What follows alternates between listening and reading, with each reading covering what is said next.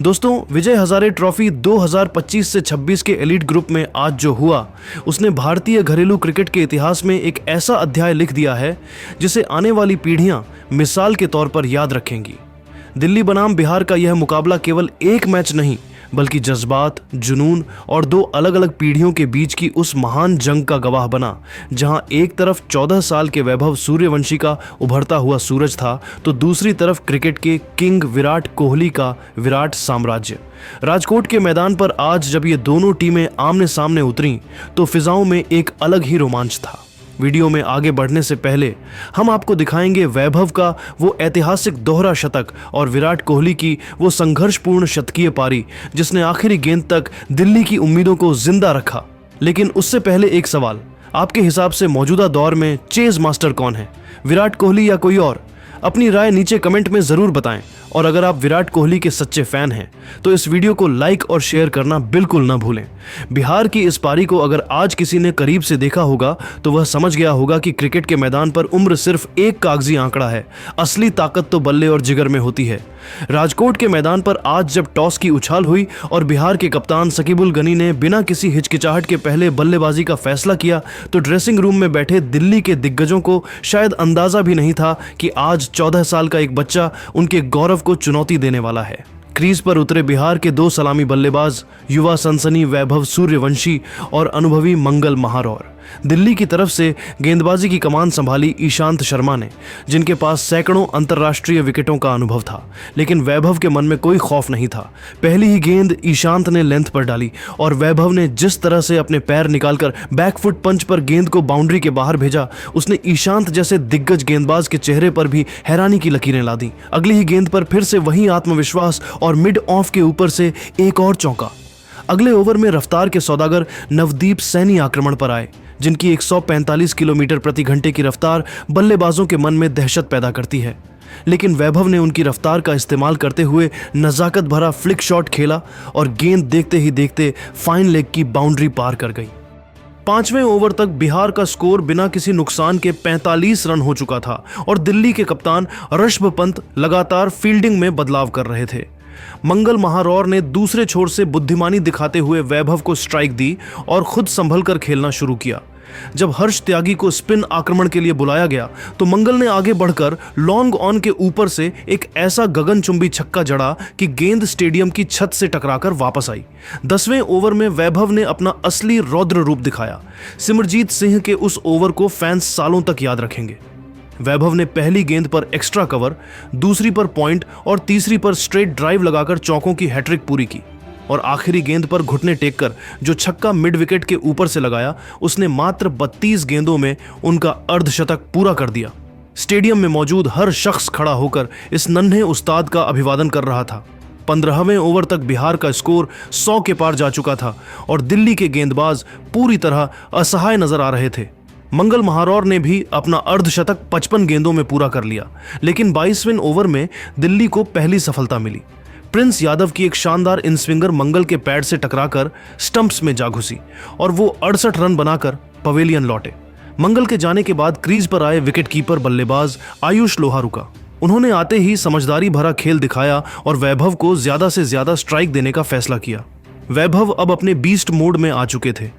उनके बल्ले से निकलने वाली हर आवाज टाइमिंग की शुद्धता बयां कर रही थी। उन्होंने नवदीप सैनी को दोबारा आक्रमण पर आते देख उनका स्वागत 2 लगातार छक्कों से किया।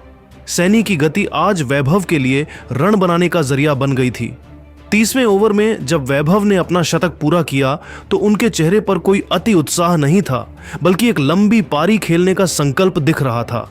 शतक मात्र 75 गेंदों में आया था, लेकिन इसके बाद जो तबाही मची उसने दिल्ली के गेंदबाजों का मनोबल तोड़ दिया।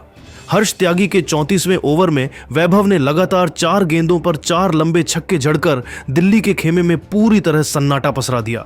आयुष लोहारुका ने भी इस दौरान अपना अर्धशतक पूरा किया और 54 रनों की तेज तर्रार पारी खेलकर हर्ष त्यागी का ही शिकार बने। मैदान पर अब गर्मी बढ़ रही थी और गेंदबाजों के कंधे झुकने लगे थे। अंतिम 10 ओवरों में तो जैसे वैभव ने क्रिकेट को वीडियो गेम बना दिया था। कप्तान शकीबुल गनी क्रीज पर आए और उन्होंने वैभव को खुलकर खेलने की पूरी छूट दी। 45वें ओवर में वैभव 180 के स्कोर पर थे और हर कोई उनके दोहरे शतक की दुआ कर रहा था। 48वें ओवर में गेंदबाजी करने आए अनुभवी ईशांत शर्मा और इसी ओवर की चौथी गेंद पर वैभव ने कवर के ऊपर से एक क्लासिक इनसाइड आउट शॉट खेलकर अपना ऐतिहासिक दोहरा शतक पूरा किया। विजय हजारे ट्रॉफी के इतिहास में यह किसी भी 14 वर्षीय खिलाड़ी द्वारा बनाया गया अब तक का सबसे बड़ा और अविश्वसनीय स्कोर था। वैभव सूर्यवंशी 212 रन बनाकर नाबाद लौटे। उनकी इस जादुई पारी में 18 छक्के और 15 चौके शामिल थे। हर शॉट में एक अलग क्लास और ताकत नजर आ रही थी। बिहार ने निर्धारित 50 ओवरों में 388 रनों का वो विशाल स्कोर खड़ा कर दिया, जो दिल्ली के लिए किसी हिमालय की चढ़ाई से कम नहीं था। यह सिर्फ रनों का पहाड़ नहीं था, बल्कि बिहार के क्रिकेट का एक नया सवेरा था, जिसने पूरी दुनिया को अपनी चमक से चकाचौंध कर दिया। 389 रनों के इस हिमालय जैसे लक्ष्य का पीछा करने जब दिल्ली की टीम मैदान पर उतरी, तो पूरे राजकोट के स्टेडियम में एक अजीब सी खामोशी और उम्मीदों का मिला जुला शोर था। सबकी निगाहें सिर्फ एक ही चेहरे पर टिकी थीं, वो चेहरा जिसने दुनिया भर के मैदानों पर असंभव को संभव बनाया है, यानी किंग विराट कोहली। दिल्ली की ओर से पारी की शुरुआत करने आए प्रियांश आर्य और अर्पित राणा। पहले 2 ओवरों में संभलकर खेलने के बाद तीसरे ओवर में अर्पित ने हाथ खोलने की कोशिश की, लेकिन बिहार के गेंदबाजों ने आज जैसे हार न मानने की कसम खा रखी थी। चौथे ओवर की दूसरी गेंद पर साबिर खान की एक बेहतरीन आउटस्विंगर अर्पित के बल्ले का बाहरी किनारा लेकर सीधे विकेटकीपर आयुष के दस्तानों में समा गई। अर्पित मात्र 12 रन बनाकर पवेलियन लौट गए और दिल्ली को पहला बड़ा झटका लगा।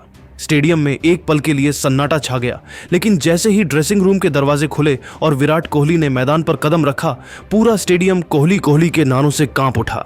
विराट के चेहरे पर वही पुरानी एकाग्रता और आंखों में जीत का जुनून साफ नजर आ रहा था। उन्होंने आते ही साबिर खान की अगली गेंद को इतनी नजाकत के साथ कवर ड्राइव किया कि गेंद बिजली की रफ्तार से बाउंड्री के बाहर चली गई। विराट ने चौके के साथ अपना खाता खोला और बता दिया कि मुकाबला अभी खत्म नहीं हुआ है।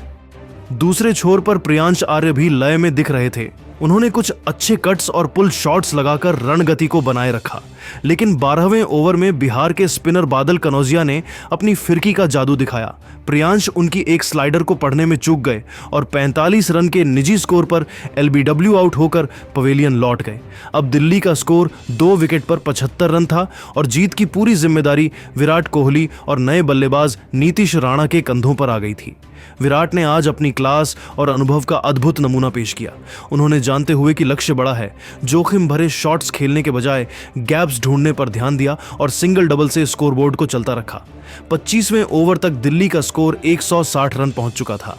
विराट अपने अर्धशतक के बेहद करीब थे और 28वें ओवर में हिमांशु तिवारी की गेंद पर एक शानदार कलाई के इस्तेमाल से सिंगल लेकर उन्होंने अपना 50 पूरा किया। दूसरे 36वां ओवर इस मैच का सबसे बड़ा टर्निंग पॉइंट साबित हुआ।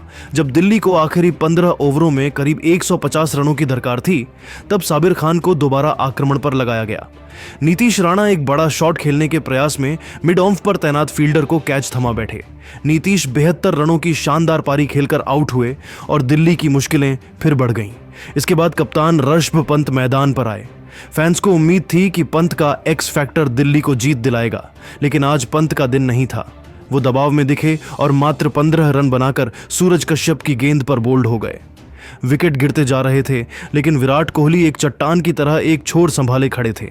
42वें ओवर में विराट ने अपना ऐतिहासिक शतक पूरा किया। यह विजय हजारे ट्रॉफी में उनकी सबसे जुझारू पारियों में से एक थी। शतक पूरा करने के बाद विराट ने अपना रौद्र रूप अपनाया। 45वें ओवर में उन्होंने बादल कनौजिया को निशाना बनाया और 2 छक्के 2 चौके जड़कर उस ओवर से 22 रन बटोरे। अब समीकरण रोमांचक हो चुका था। आखिरी 5 ओवरों में 60 रनों की जरूरत थी। स्टेडियम का हर दर्शक अपनी सीट से खड़ा हो चुका था, लेकिन 48वें ओवर में नियति ने अपनी चाल बदल दी। साबिर खान की एक धीमी गति की शॉर्ट गेंद पर विराट ने पुल करने की कोशिश की, लेकिन गेंद उम्मीद से ज्यादा धीमी रही और सीधे लॉन्ग ऑन के फील्डर के हाथों में चली गई। विराट कोहली 148 रनों की एक वीरगाथा लिखकर आउट हुए।